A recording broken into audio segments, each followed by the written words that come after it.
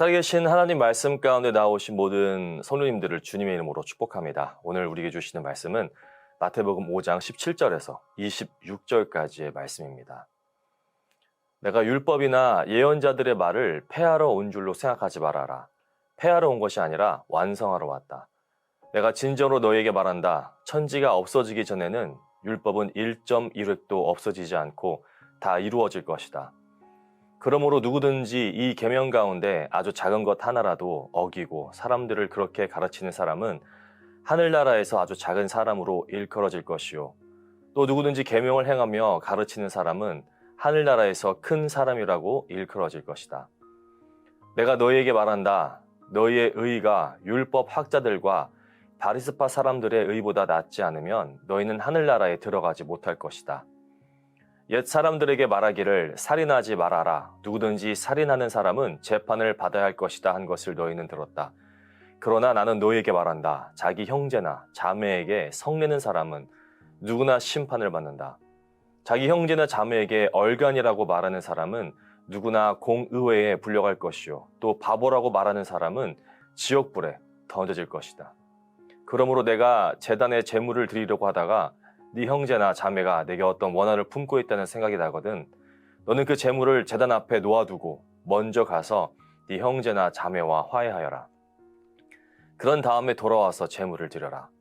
너를 고소하는 사람과 함께 법정으로 갈 때에는 도중에 얼른 그와 화해하도록 하여라. 그렇지 않으면 고소하는 사람이 너를 재판관에게 넘겨주고 재판관은 형무소 관리에게 넘겨주어서 그가 너를 감옥에 집어넣을 것이다. 내가 진정으로 너희에게 말한다. 너희가 마지막 한 푼까지 다 갚기 전에는 거기에서 나오지 못할 것이다. 율법주의란 말을 들어보셨을 거라 생각합니다. 뭔가 융통성이 없고 꽉 막힌 신앙인들을 가리켜 자주 언급되는 표현이죠. 그래서 그런지 율법이라는 단어가 그렇게 긍정적으로 들리지는 않는 것 같습니다. 종종 신앙을 오해하게 만들기도 하죠. 예를 들면 하지 말 것은 안 하고 해야 할 것은 하면 되는 그런 신앙의 행동 체크리스트처럼 작용할 때가 있습니다. 그렇기 때문에 율법은 부담스러운 규칙으로 현대인들에게 비춰집니다. 더 나아가서 이제는 시대가 바뀌어서 율법과는 전혀 상관없는 삶을 살아간다라고 생각합니다. 하지만 우리가 분명히 알아야 하는 것은 오늘 17절에서 예수님께서는 분명하게 말씀하셨습니다. 내가 율법이나 예언자들의 말을 폐하러 온 줄로 생각하지 말아라. 폐하러 온 것이 아니라 완성하러 왔다.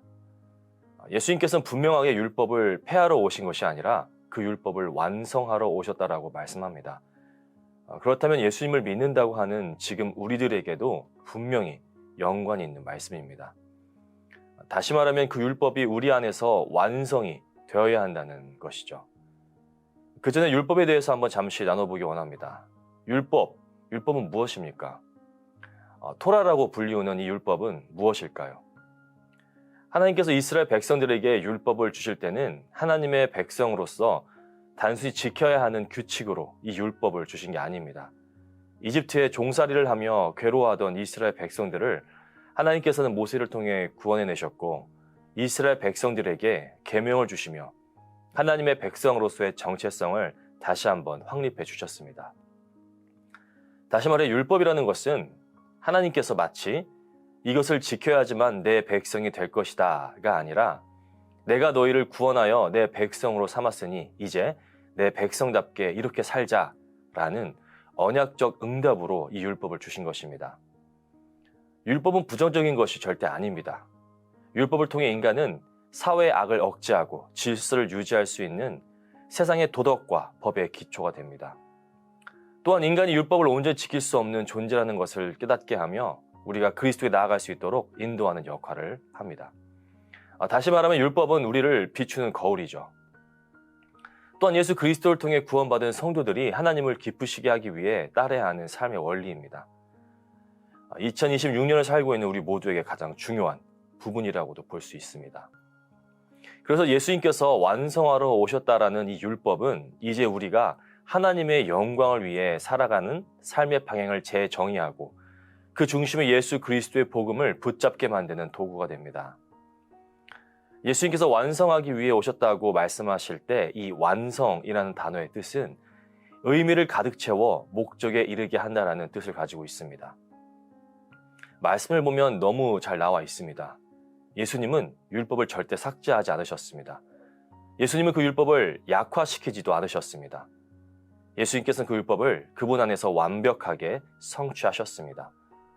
그래서 예수님께서는 18절에서 내가 진정으로 너에게 말한다. 천지가 없어지기 전에는 율법은 1.1획도 없어지지 않고 다 이루어질 것이다 라고 말씀하신 것이죠. 신약성경 특히 사복음서에 보면은 율법 학자들과 바리새인들이 예수님께 대적할 때 예수님께서 이들의 의견에 반대하시는 모습을 종종 보게 됩니다. 그들이 율법을 가지고 예수님께서 이 일을 제기하는 모습을 심심찮게 보게 됩니다. 그런 장면 때문인지 율법은 마치 우리는 지키면 안 되는 부정적인 모습으로 비춰질 때가 참 많습니다. 하지만 전혀 아니죠. 예수님께서 20절에서 뭐라고 말씀하셨습니까? 내가 너에게 말한다. 너의 의가 율법 학자들과 바리새파 사람들의 의보다 낫지 않으면 너희는 하늘나라에 들어가지 못할 것이다. 예수님께서 이들의 공격과 방해에도 불구하고 하나님의 마음을 담아 이들에게 호되게 말씀하신 이유는 이들이 율법을 잘 지키고 많이 지켜서가 아닙니다.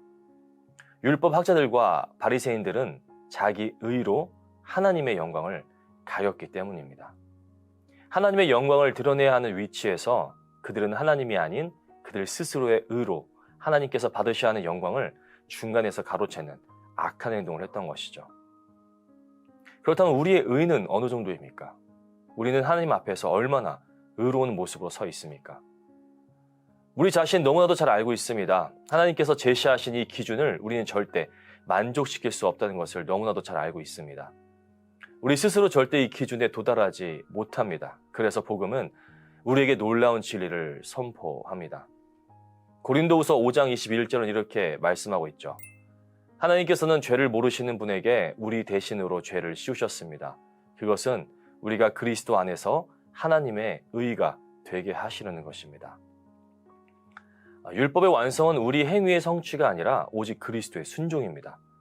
그 놀라우신 순종이 우리에게 전가된 것입니다. 21절과 22절에서 예수님께서는 10계명에 살인하지 말라라는 계명을 재해석하십니다.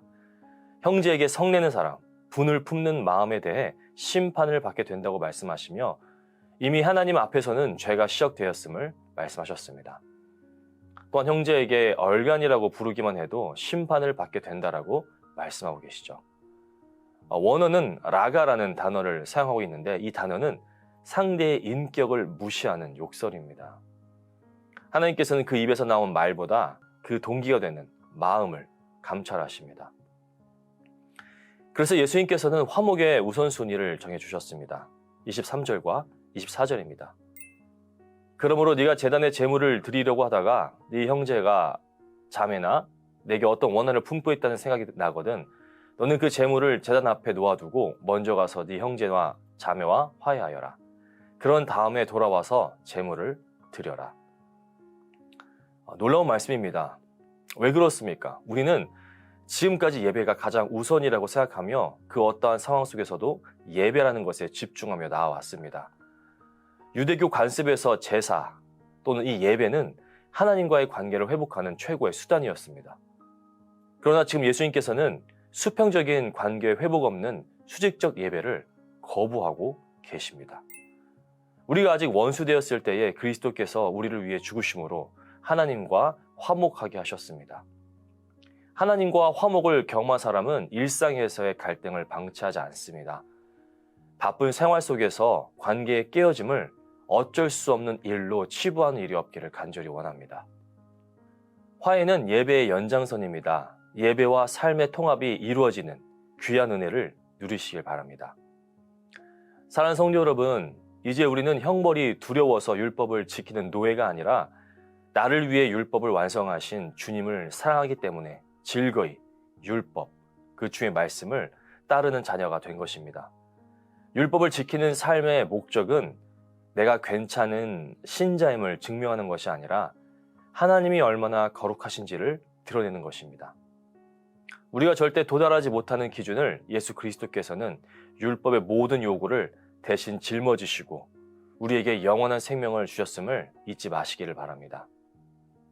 율법을 완성하신 예수님께 오늘도 두려움이 아닌 감사로, 의무가 아닌 기쁨으로 나아가셔서 내 의가 아니라 하나님의 영광을 위해 살아가시는 귀한 성도님들의 삶이 되시기를 주님의 이름으로 간절히 축원합니다.